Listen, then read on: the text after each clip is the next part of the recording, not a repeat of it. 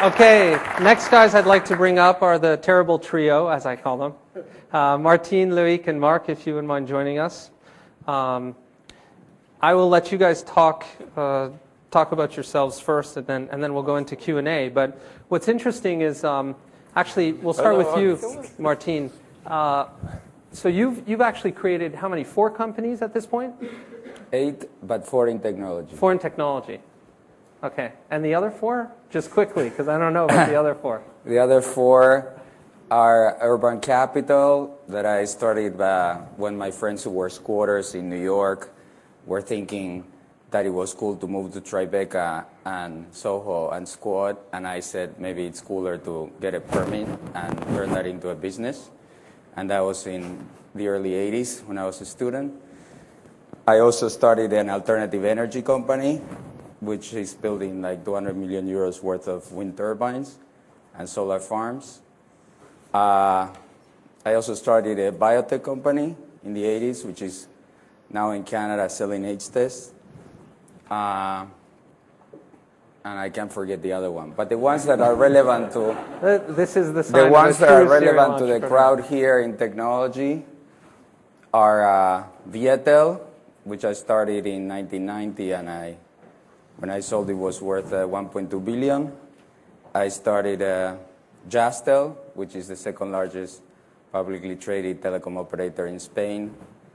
It's also worth around $1 billion.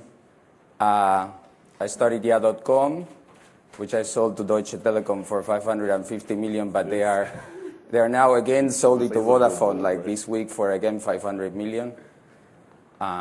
We invested 38 million. And Phone, which is what I'm doing now, which is going to get sold for how much? Well, in the billions. No, but I think what I wanted to say about serial entrepreneurship, I was listening to Stelios and the fact that I used to speak very poorly of people who were children of rich parents, but now I have 4 children. So I empathize through my children with Stelios. And I think that in my case, I really wanted to make money because my dad was a professor, my mother was a teacher, and all I heard when I was growing up was we have no money. So that was an incentive to make money. I also wanted to do well because they threw me out of Argentina and killed my cousin, the fascist government of Videla, and almost killed my father and I. So we were forced to emigrate, so I wanted to prove that it was worth for me to be alive and do something useful. So I had something to prove. So I think being a serial entrepreneur. But then somebody else said that an entrepreneur is somebody who can't get a job. And certainly when I was at Columbia University and I would go for a job interview and they would say, how do you see yourself in 5 years? And I would say, at least as your boss. And I wouldn't get a job, I can't understand why, Somebody says that to me, they get a job, somewhere else. Anyway, I don't know. Okay. Is that That's good. That's a good beginning. Loic, tell us a bit about you. So I've given up trying to measure the size of my balls with Martin for a long time. So he beats me, but I still have a few years to go to fight back. But I created a few companies, 4 actually. I don't want to get into those details, but I sold another advertising company to BBDO. I sold one of the top web hosting company in France to France Telecom. A blog company, actually was more like partnering with Six Apart, which became number 1 worldwide. And the last company is kind of fun. I spent 3 months helping a president win, Sarkozy, which is so I took as a business, and it's very different. But I was part of his online campaign and tried to gather 1,000 bloggers behind him and organize a big conversation around. So I'm quite proud of and having you won. seen that. Well, I didn't win. No, I helped. But it was very interesting to me. So that's a blog post, and I'm also a blogger. That's a blog post I cannot really write, which is like, I'd love to write it, but the differences between business and politics, it's so different that I'm now back into creating another business. And you know, so you've decided not to take any role in the Sarkozy government. That would be very arrogant to me to say, no, I did not decide to. No, I mean, I just helped. I announced at the beginning I would just take a few months to help my country, because I think France needs to go out like, well, let's not get into politics, but yeah, just one thing. Get out of lying to people to the young, by telling them they can succeed by working less, for example, is a huge mistake, and that's why it's been 4 years, and that's why I decided to back him and support him. That's one of the reasons, and I could devote a few times. And I said I would go back to business. But it was very interesting to see how those politicians behave. He's very well surrounded, and he takes the internet very seriously. So tell us about you were talking about how politics and entrepreneurialism are different. Tell us about your 10 lessons of what not to do. Yeah, I'll do it. I'll do it in a sentence. But basically, I'm pretty sure Marc and Martin are also, and you, then meeting people all the time who ask, young entrepreneur who ask, how can I create a company? Tell me how I should do it. And so I do it by reverse, like what you should do to make sure you never create anything. And so these are like very simple. First, like wait for the idea of your life. You can wait forever, right? It's like, it's not happening this way. And Niklas said it doesn't happen that way. You cannot, it's like dream about a revolutionary idea and then wait. People wait all their lives. So it's just start doing things. It's only execution that matters. I guess you can take any domain, and Stelios has proven it with businesses where everything was done or looked to be done. So that's the first one. The second one, very strong, is don't share your idea. As an investor, right, you get emails. Still today, I get everyday emails which are like, and please sign the NDA before, right? And then I send you my business model. It's super secret. Be careful. I don't want you to tell anybody, right? And if they send this to me, then I don't even, bother, right? It's like, so I think the new rule is share as much as you can, because people will tell you, will help you, and will criticize you. If everybody tells you you will fail, then probably do it anyway. So another one, quickly, someone did it already. It's like, of course, somebody is probably doing it. There are no revolutionary ideas. It's only execution. So if somebody did it, it's not the reason. You will always find something. Focus on market research, and don't execute. I think the best market research right now is beta. Why do we have in those Web 2.0 trends? Everything is beta, because we try things, we do them with the customers, rather than being secretly in a room doing market research and trying to invent something that doesn't exist. We experiment. I mean, look at Flickr, you look at YouTube. They start with the customers, they improve it, they accept openly criticism, they do it in beta. It's very, very different. Then plan a huge marketing. Look at YouTube, word of mouth only. So if you get the beta version right, like Gmail did, then you get the users, right? I will not go through all of them, but like, don't talk to your competitors. I hear that all the time, like criticize your competitors, which is a big difference with politics, by the way. In politics, you have to, I was struck by that. I was on a panel with a socialist friend, and he had to criticize me, or somebody from another party. He had to do that, and like, we cannot agree. Whereas I think it's like very different today. We have to, talk to all to everybody and learn from everybody's mistakes. And Niklas said the other, so I'll stop here. But like, try to focusing on making money for yourself is a sure way to fail. And I know a few entrepreneurs, unfortunately, who did that mistake. They try to get rich as a focus, right? Rather than trying to change the world, as Niklas pointed out. So here are a few you see, which are very obvious. Okay, I guess I'll have to refine my pitch after hearing this. Oh, and talk to VCs. Talk to VCs. Is that Dan? Oh, that's fine. Okay. Marc, speaking of VCs, welcome to the club, Marc. To the dark side. That's right. So my story is a we story, because we are three brothers. And we always dreamed of starting a company together when we were 12, 14, and 16. I have 2 younger brothers. And our problem was that we wanted first to be an entrepreneur and then had to find an idea and a product on which we could start our company. So it was in 98 when we all were ready right out after university. And we said where to go and where to find our idea. And we basically took the next plane and went to Silicon Valley and worked there as interns in various startup companies, spent the evenings in Stanford Business School and Stanford Engineering School, listening to people like Steve Jobs, telling the graduates at Stanford Business School, forget investment banking, forget consulting, go to Europe and find love, which meant for us, go to the US and find your idea and start it back in Europe, which then turned out to be the eBay idea. And in 98, late 98, we, of course, like many others, didn't realize the magnitude of eBay's business model. They just had gone IPO, but it was one of many, many ideas the Valley talked about.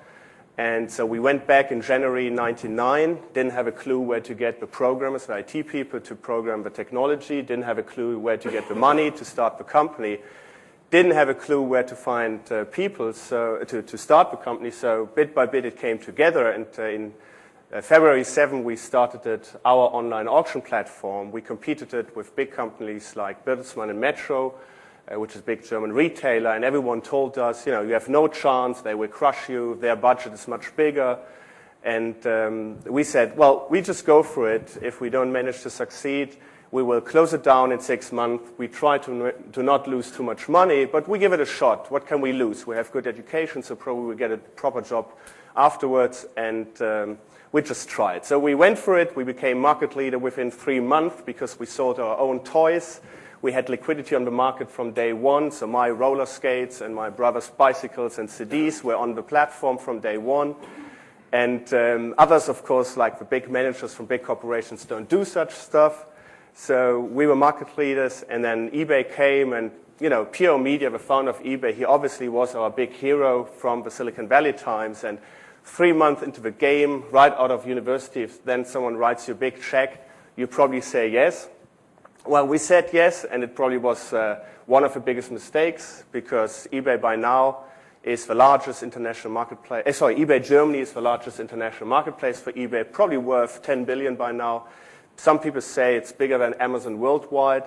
We then led eBay Germany for another year, went into new countries, and then said, we're entrepreneurs, we want to start something new. So we thought, what are the big trends? And at that time, early 2000, it was broadband, the rise of broadband and the rise of wireless. We just had the UMTS auction, the 3G auctions in Germany and the UK, where in Germany the big carriers, the big telecom operators paid 100 billion Deutschmark.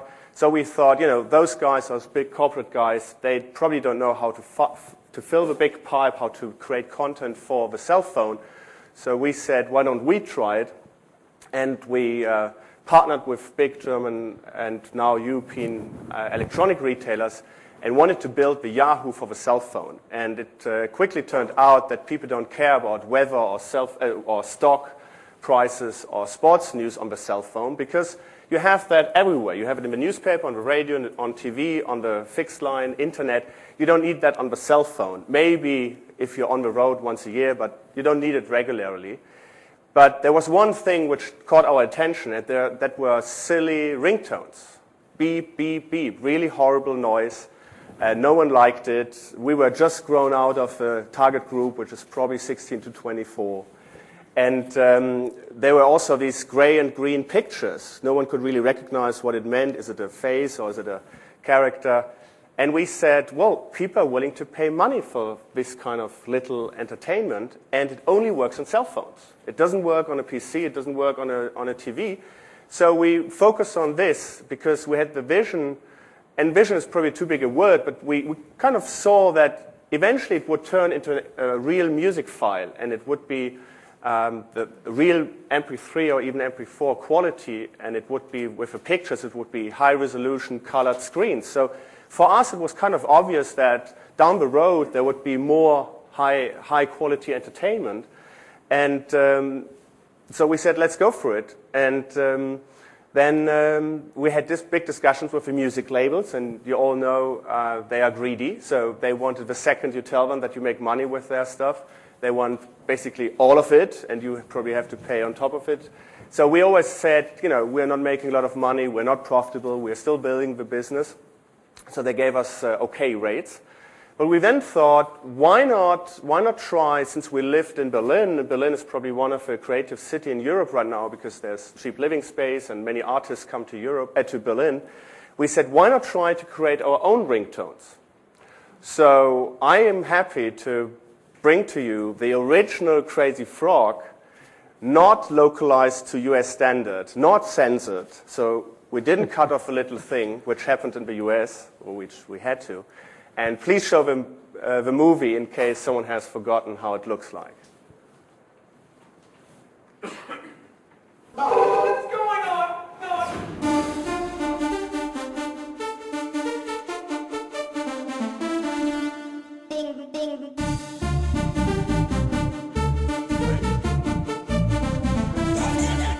Der Crazy Frog ist zurück. Hol dir diesen fetten Deep Burner im Jam. So two remarks, short remarks on the Crazy Frog. The Crazy Frog was designed by two artists, young artists in Berlin. Didn't cost that much money. You see, we don't spend so much money on the color and the makeup of this video because this is direct selling. People basically, especially young people, they switched on the TV screen because we were constantly advertising, and they use it like their internet destination site. So they switch on the TV, they don't have to wait for their father to let them use his computer. They just go to the TV screen, type in 5 times 3, and then have a Crazy Frog on their phone. And the Crazy Frog became such a phenomenon that it was in the #1 hit in the CD single charts in 25 countries, including the US, for 4 weeks. And that showed to us that there's a lot of, you can do a lot outside the traditional media and create your own content if it is targeted to a special group and to a special device. Now, quick word on what we did then. We sold... I think yeah. Nikesh has been kind enough to give everyone a copy of Crazy Frog. Is that right? So quickly, we took Jamba into basically worldwide in the US and Russia, Asia, Australia, which was a big surprise. We would have thought that we would have been copied much faster. But the good thing about TV advertising is that many people think that TV advertising doesn't pay back. And what we did is we tested it with $10,000 and then with $100,000 and then with $1 million.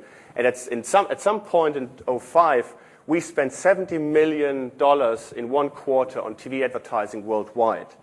And just to give you a figure, that ringtones by now is a serious category, a serious music category.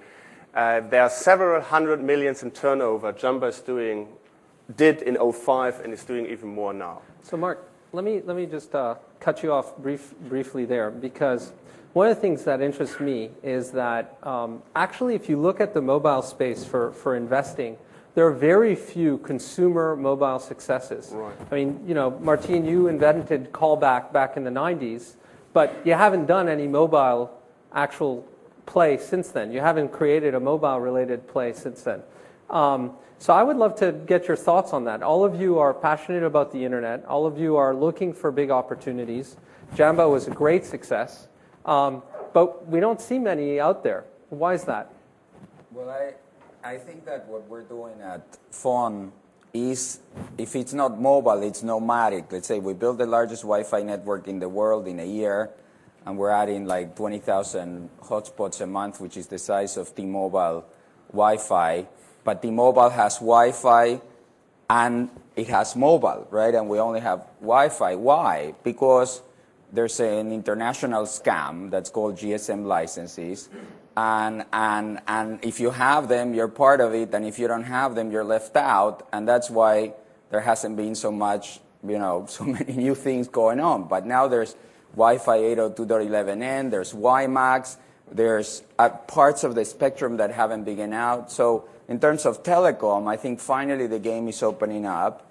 And in terms of content, I would disagree with you, Danny, because I think there's been a lot of good stuff that's been created. And certainly Jamba is an example of an incredible new category that who would have guessed that people would have, paid fortunes for that silly frog, Yeah. Loic, any thoughts? I think it's the main reason is the standard. There is no standard with the phones. I mean, if you have to port a web application to a phone, you need to translate it into how many systems you have. You have Symbian, then you have a BlackBerry. You have, it's just too many. On the web, you just do one, and I think that's the main reason. It's terrible when you want to have a service there, except ringtones, right?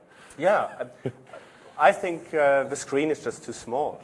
It's just not fun to do much on those small screens, and even them getting a little bit bigger. It's just so difficult to do serious, entertaining stuff on it. And then also, as Martin said, you're walking a walled garden. You always need the operator to work with you if you want to do something which is integrated into the network and really interesting. Even presence, you have to work with the operator. And with a fixed line internet, it's so much easier. You just plug in your server, you program your site, you put it up, and then the world can see it.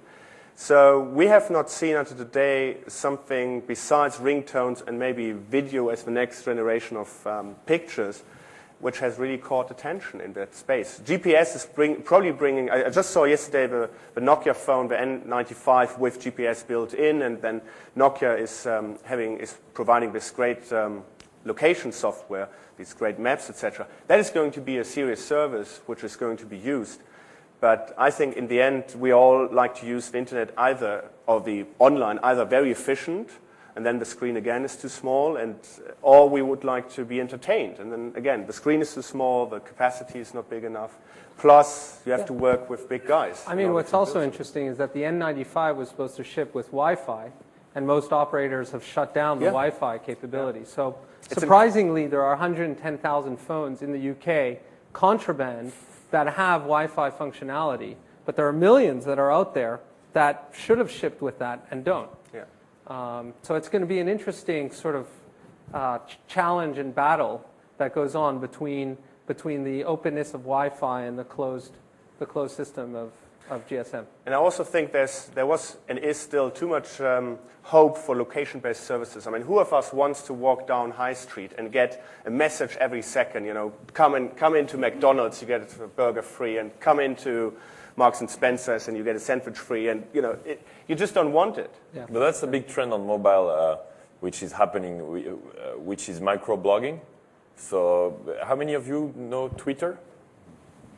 Yeah, well, okay, so you know Twitter. No, so I think everybody. So no, it's a very big trend, very interesting that you were mentioning, okay, get close to this shop and you get an advertising message. But in this case, it's us telling the world what we're doing. Like, okay, I'm going to lunch and I'm back from lunch. Very interesting. And it's like useless, pointless. But like on my Twitter, I have like more than 500 followers. And what I send them as a message is, why do you read this? Because it's like, so this is a very weird trend, which is interesting, and I think we see the web and the mobile merging through those instantaneous communications. Like email is getting a lot broken, thanks to Gmail it's better, but because we all have too many.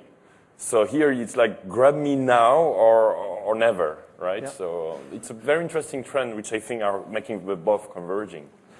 Okay, if I could ask the three of you to join the stage, and while the three of them join, anyone who wants to ask a question, it'd be great if you could either stand up or go to the microphone stand.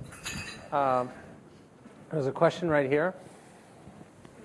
So, especially with Danny here on stage, what is the role of the VC? How important has it been for you to pick the right one or wrong one? And how much time should serial entrepreneurs spend on that? Now we're moderating you. I'll volunteer this. I think probably maybe I'm the one who's raised the most money from the most diverse group of VCs, Apex, Advent, since like the early 90s. And Dan is one of a kind. I'd like to say that. He's very good. But I'll explain. No. It's the real one. Okay. It's the real one. I don't bullshit. The GSM operators are a scam, and he's the right thing. But I'll say why. And it's not just that. There's a group of VCs like that, very few, but there are. There's some who say, okay, sort of the panspermia theory of life. You know, you throw your sperm everywhere, and somewhere life may spring. You know, and I've had previous VCs who endorse the panspermia theory of life. I say this because I don't know if Marc Shuttleworth is here, but he reminded me of that theory yesterday. I thought it was very interesting, not applied to VCs though.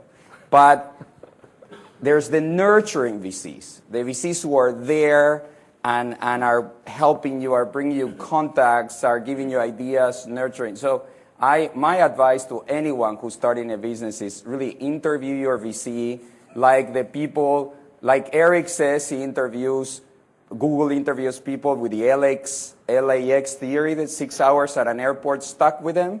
Okay, think you're 6 hours at an airport stuck with your VC.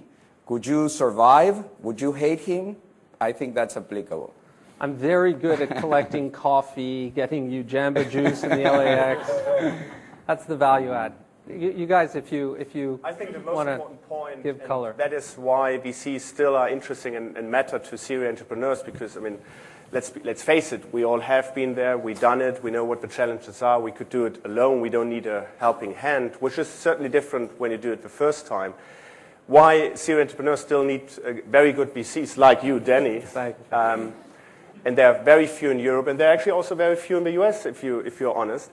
You just must make sure that he really understands your business and that he really is a sparing partner. And that is the original idea of a VC, because all the VC's money is green, okay? Everyone has money nowadays, and it's not about who gives you the most money. It's really who you can talk with about your business and who really helps you. Because as an entrepreneur, you're alone. I have the luck to have two brothers. Nicholas has the luck to have Janice.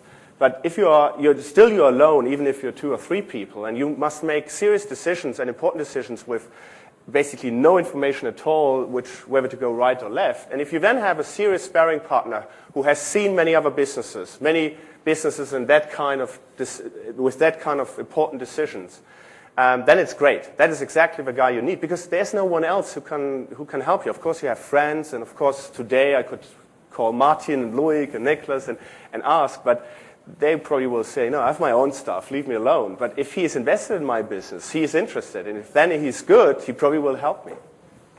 Yeah. Can I ask you a question? I mean, how do you deal with the problem that most money are now chasing buyouts rather than early stage investments?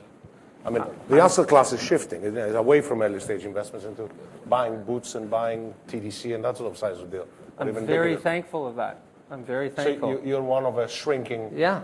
We have minute funds of 300 million euros to put to work, which really in relative terms, especially in Europe, is very small. So what it means is that thankfully, and this has been sort of the idea of Index, but of a number of other firms, that the level of innovation that goes on in Europe is totally disconnected with the amount of venture capital that actually is injected to back entrepreneurs. So in relative terms to the US, for instance, where $25 billion is put to work in venture-backed companies every year, it's less than $4 billion in Europe. When did you raise your fund? Could you raise it again? That's my question. In other words. Yeah, I mean, I hope so. Right? Yeah, no, the last one took 3 weeks, and actually When was it it? was in April or March. Okay, so it's still open. And actually the notion that we kept was, let's keep it small, let's stick to our knitting and continue doing what we're doing. But it is going to be very interesting to see what happens, not only on the private equity side, but actually, probably the majority of you are tending to make a number of investments on your own and acting as angels/VCs. In the case of Marc, it's very, very obvious that he and his brothers are doing that. But you're competing, right? But one thing I wanted to say is that Google said yesterday publicly to all of us that close to half of the profits they make come from Europe, which means that we make the Silicon Valley companies so wealthy and successful, we are responsible for half of their market cap. I think it's time we fund our own companies, and some of that market cap stays in Europe. I agree with that. Here. So, any other question in the audience? Please.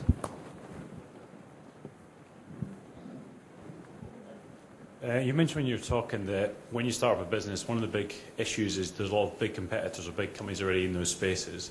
But you look at online for the past 4 or 5, maybe 6 years, the successes have not come from established companies. They've all come from companies that have started up from next to nothing. Why do you think that's been the case, and do you think that's set to continue as well? I can answer that. Yeah, I can answer that. So my theory is that you're much better off starting with a blank sheet of paper than a big balance sheet and revenues and customers and market share. Because what happens now is that there's so much the new technology and the internet are enabling you to do things, solve an old problem completely different ways. And that usually means that it's much, much cheaper. It's very difficult to be an established company, established revenue streams, to just disrupt yourself. I go to the, if you're the CEO for a public company, go to the, to your board, say, oh, by the way, we're going to completely just disrupt ourselves, and we're going to have a big decrease for a few years or a year or so in our revenues. It's very, very difficult. So you have all these different constraints as an established company. And what happens today, the internet infrastructure is so amazing because you can, not only can you use, if you have a great idea, and Skype was a very good example of that, and YouTube was also a good example if you have many others. If you have something which is great and you just put it out on the internet, people just discover it, and you don't need to have this massive amount of marketing. In the old days, it was all about building up a sales and marketing infrastructure, advertising your services, getting into retail. You don't need to do these things anymore. And also with all this thing we talk about Web 2.0 is that a lot of the building blocks are already there. So when you innovate, you can innovate on top of other technologies. So it's actually very lightweight to produce new services. So if we could just have the slides that I prepared, because we're now on to the topic of Web 2.0, and we're on to the topic of, as you saw in the... introduce Web 3.0? Web 3.0 starts here. Actually, no. I think that Loic started it last year. If we could have the slides, that'd be great. We also saw that in that introductory video. What I wanted to focus on, hopefully, is sort of the fact that when you think about Web 2.0, and actually Valleywag helped us with this, which is basically the Wall Street Journal of the internet. What you realize is that with Web 2.0, the entrepreneurs and successful entrepreneurs are getting younger and younger. So, Nicholas, you're very aging in this whole context. And if we go to the next slide... That's what I had a tie yesterday. That's right. No, of course. Well, you're 25, is my understanding. If we go to the next slide, this is actually Valleywag's, mostly Valleywag's information. Stelios, I believe you started EasyJet when you're 28. 28, yeah. Jim Clark has had quite a bit of success as he's gotten older, although I think that he hit the jackpot at 50. And Shutterfly, I don't think he would call a success at this point, but he's too busy sailing in any case.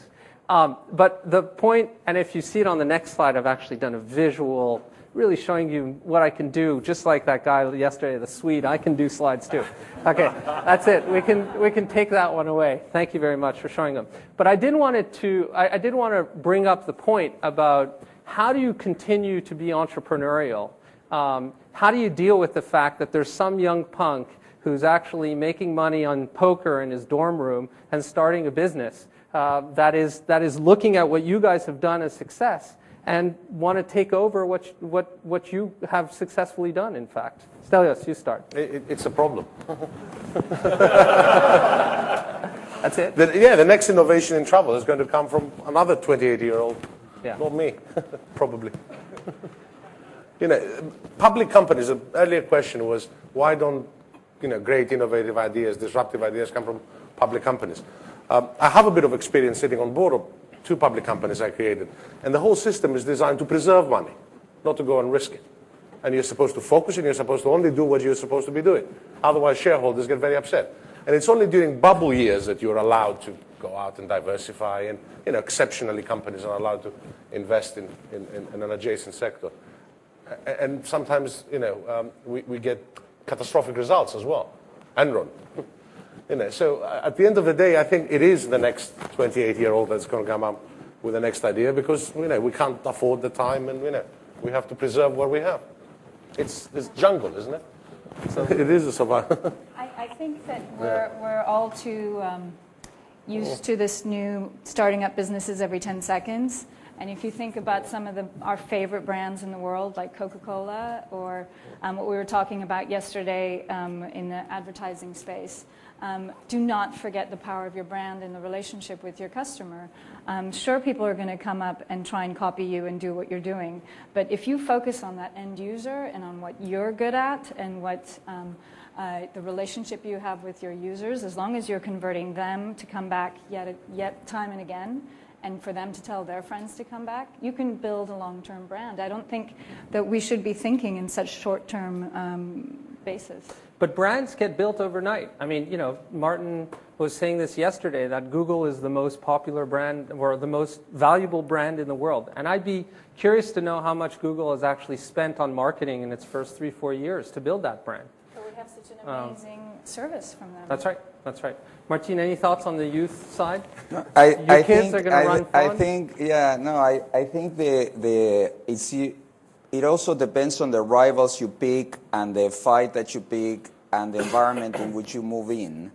But I have had experiences like building Yeah.com where the demographic was 16 to 25, and by then I was 39 when I started it. And I think it's an issue. Can you connect to your demographics more than... Why wasn't Yeah.com started by people in that demographic? So we did these ads where we had people pissing on TV and saying Yeah.com, and everybody hated those ads, but our demographics, they love those ads.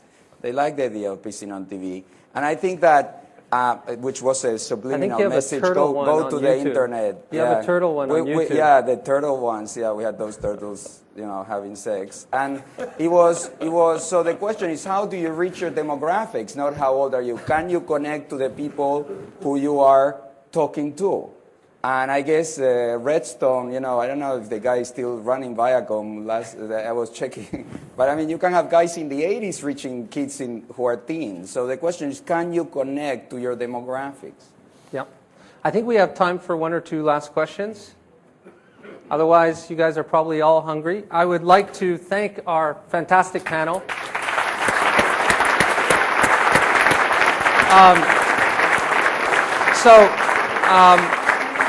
There's an hour break where you're supposed to catch lunch, and we start promptly after an hour, so I guess 2:15, with Jonathan Citrain's panel, which is all about digital youth culture, which should be fascinating, in fact. Thank you.